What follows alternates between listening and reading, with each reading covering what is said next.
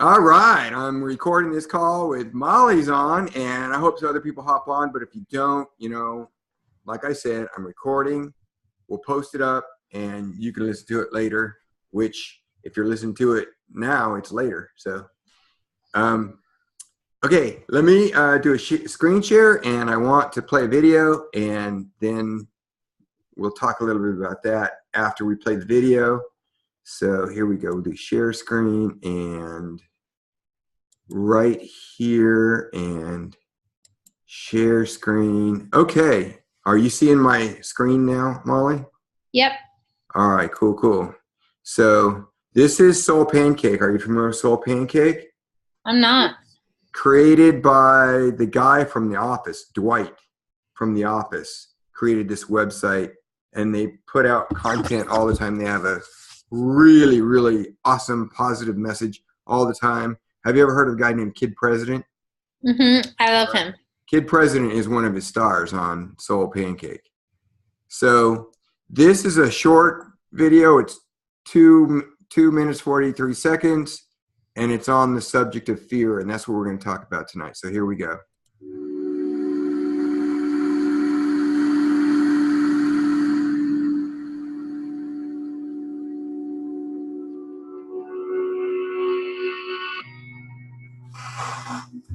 What is your greatest fear?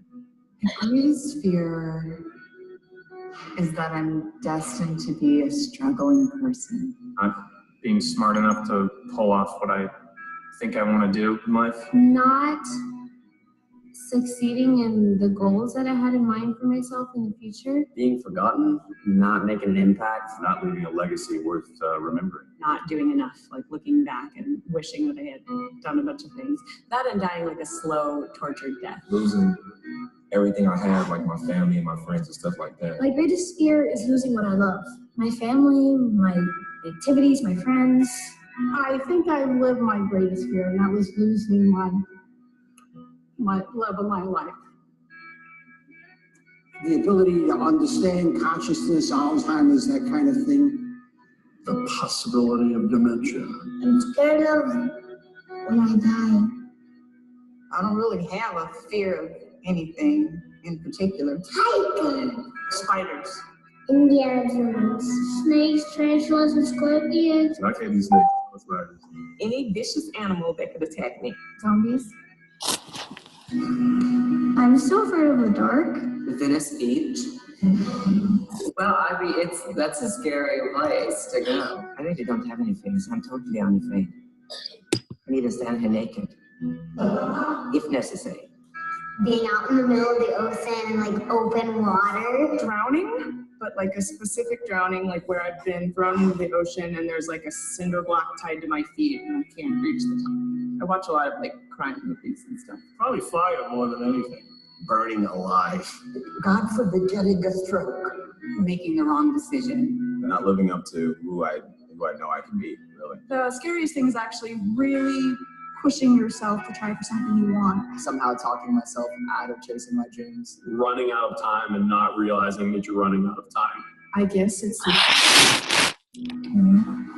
Elevators, reason why I hear something like a crack, I get nervous.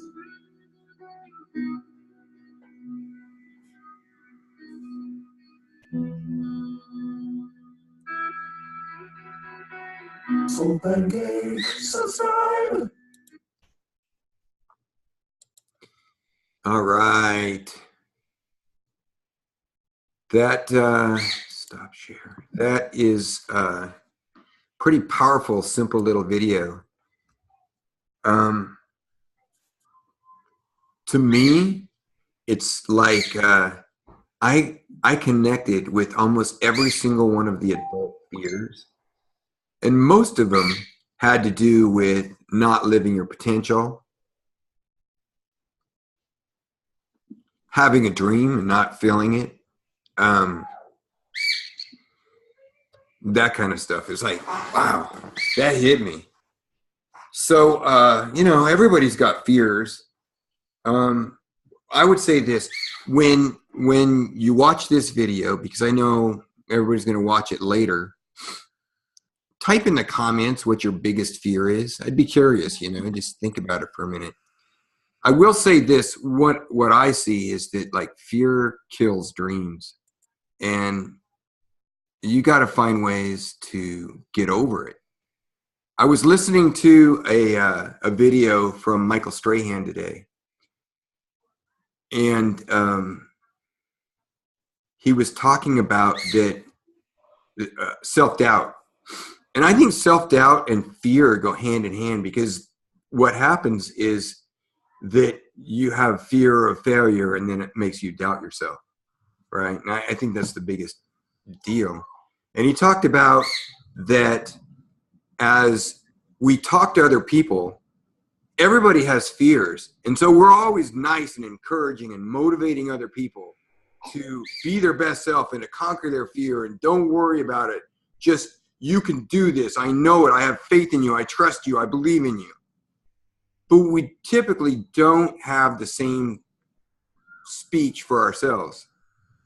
We don't treat ourselves that nice. And so of all of the things that rattle through our heads during a day, it's like, why not empower yourself and give yourself the pep talk? And realistically, we need the pep talk every day. I started doing something interesting.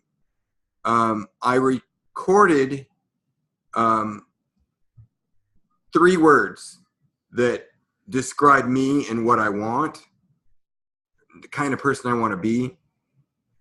And I set my timer in my cell phone Monday through Friday at 6:45 a.m. Every morning when that goes off, I repeat those 3 words out loud 5 times. And, I've only been doing it for, a little less than a month. But eventually, I'm going to get it. So curiosity, Molly, I'll put you on the spot here. What's your biggest fear? That's a good one. I mean, I think I don't know, for me as like a mom, it's always something having to do with like my kids, like them getting sick or hurt or some, just something like that. But I mean, definitely, I think like disappointing, myself, and a lot of that can come in that that range of having dreams and not fulfilling them. Something like that, Yeah. I always think of it as disappointment, disappointing myself, I think. And what I think I should be able to do, what I think should be like a clear-cut path, and then you get on it and it turns out it's not a clear-cut path, and it's not as simple as I think it should be, or I want it, and so I don't know, something like that probably. Yeah, I totally get it. I think one fear I have every time I start a challenge group is the fear of nobody, inviting everybody and maybe one person showing up and then being embarrassed because you're telling this person that you're this awesome coach and you are helping hundreds of people, and they look around the group and there's one person. So I've kind of solved that in a way, because I get Jeff to help and I get our team to run together in a group and stuff like that. But hey, at this point on our video, since it's being recorded right now, if you're listening to this video, hit pause. I want you to take a minute or 2 of just quiet right here and comment below, what is your biggest fear? What is it that really scares you? All right, so now I just want to give you a couple of points. This content comes from the book called The Purpose Driven Life. Have you ever read it, Molly? I have not. I don't even remember the author offhand, but I'm just looking at my notes. So I'm just going to read my notes. I believe it's a John Maxwell book. Sounds like a John Maxwell title. Yeah, right. Let me look in iTunes here really quick. Purpose-driven life. I'm looking at you, but I put my YouTube screen over the top of you when I'm looking at my books to see if I can find it. Not crucial, but if I'm going to talk about the book, I had to talk about the author. The Purpose-Driven Life is by Rick Warren. Oh. Rick Warren is the author. Okay. All right. So here are the notes I had. I'm just going to read them off and see if anything hits you. So this life and finding a purpose is not about you. It's focusing on what matters most. It's about you are not an accident. The man without a purpose is like a ship without a rudder. Money does not bring you happiness. You will always want more. It is never enough. I can testify to that. I'm not reading this from my notes right now. I'm referring to a friend of mine who is nearing billionaire status. He started with no money, and so he made it all himself. And I watched him in the span of about 10 years grow about maybe $1 million business into about a $500 million business. And he just bought his biggest competitor and more than doubled the size of his business. And honestly, I mean, he has a level of satisfaction in life, but he is still so driven to make more money. I don't know how much is enough, but if a $500 million company isn't enough and you got to buy out another company to make it bigger, to get what you want out of life, it kind of hits home. Without a purpose, life is events without reason. The greatest tragedy is not death, but life without a purpose.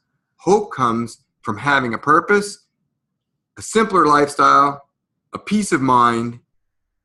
Be effective by being selective. So narrow down your focus and do the things that matter the most.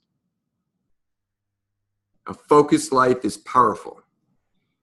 And then he says, and he's religious. And so if somebody here is not religious, I'm sorry, but I am, and I believe this. I don't know if this is specifically true or not, but he said at the end of our lives, we're likely to be asked two questions. What did you do with my son, Jesus Christ? And what did you do with what I gave you? In the scriptures, there's a parable about talents. And talk about, I think there were 3 people with talents, and the one guy just buried his talent. And at the end, he had to answer for why he buried his talent. He said, because I didn't want to lose what I had. But he never grew it into anything else. And that's pretty sad. Living with purpose is a path to peace and understanding that priorities change through life. One of the things that was interesting in the video that we watched, one of your fears has totally to do with your place in life. That said, you know, it's about your children. Now that said, that never changes. Doesn't change for me with my kids, my grandkids, but there came a point where I never really, I didn't worry about it anymore, even though, you know, it's there. I hate to see anything happening to my kids or grandkids. I don't think kids are supposed to die before the parents die or whatever, and so, you know, that's a pretty scary thing, but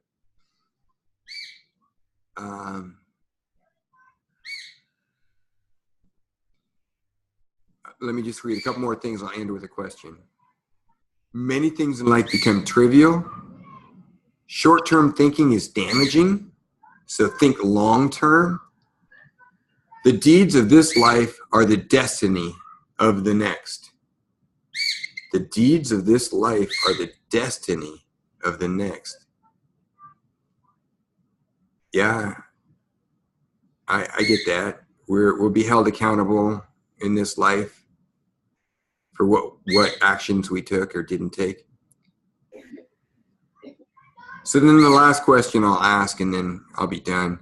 What's the one thing that I should stop doing and the one thing that I should start doing to have a more purpose-driven life? I believe we conquer a lot of fears when we find our purpose in life. Anyway, that's it for me. I hope this is good for you. What do you think, Molly? Yeah, no, I love that. I've just found that book on Amazon. So I'll have to look into that. But no, I really like it. And I do think that, like, you know, like that we do have a purpose. And I like what you said, like about or what he said, or about, you know, focus on the long term and not on the short term. And I think lately, like, I've been doing that a lot, you know, like I have to remember always why I'm doing this. And like, I can get frustrated, and there's times, you know, when I'm like, oh my gosh, I don't have like enough Success Club points. I can't believe I'm not doing this at this point in my business. This shouldn't be an issue. And then, you know, it's easy to get frustrated and then be like, why am I doing this? You know, if I can't even help 3 people this month, like, what is the point? And then, you know, when I slow down and I look at it and I'm like, well, look at all the people I have helped, you know, and they still need my help. They still need me, and all the people that I will help. And even if, you know, there are months when it's not 3 people, or, you know, when it's not 10 people or whatever, it's still, you know, there's still people that need me, and there's still like a purpose for what I'm doing, even if, you know, it's frustrating because I'm a goal setter and I'm a numbers person, you know, and I get frustrated, and, you know, it is in my like gut instinct to quit when it gets hard. You know, it's just easier not to disappoint myself. So it's easier to say, well, I don't want to do this anymore. Like, I can't handle the up and down. I can't handle the disappointment in myself when I don't meet my goals. But then when I think long, and that's like that short-term thinking, you know, but then when I think long-term, you know, like, you know, what does it, you know, 3 years from now, when I look back on like, you know, July of 2017, am I going to remember, oh, that was the month, like I got 0 Success Club points and didn't help anybody. I'm glad that, you know, I threw it all away. Like, I don't know. I think thinking long-term really helps to keep things in like the right perspective, and why we're doing this, and why we're, you know, putting in the time every day and reaching out to people, because there are those people that need to hear from us, or, you know, like you and I were talking about earlier, those people who just need a little bit longer to watch us to gain up that courage or whatever. And if we quit now, you know, there's no telling how many people we're going to miss, and how many people won't change their lives and won't maybe ever get on this path. Because for some people, like, if it's not through us, it might not be through any means. You know, I mean, it might be, they might find something else, you know, who knows? But there's a lot of people where like this really may be like the only real solution they ever come upon. So I like that. And I do have to always remember to think long term.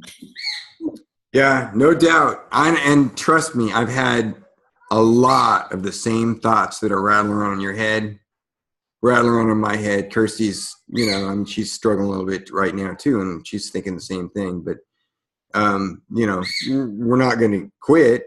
It's frustrating. We know there are a lot of people that need help, and we would love it to be on our timetable, but that's not the way life works. And I believe there's a lot of life lessons in the process. Sadly, you know, it'd be really nice if it was the way we think it out in our head is the way it really happened.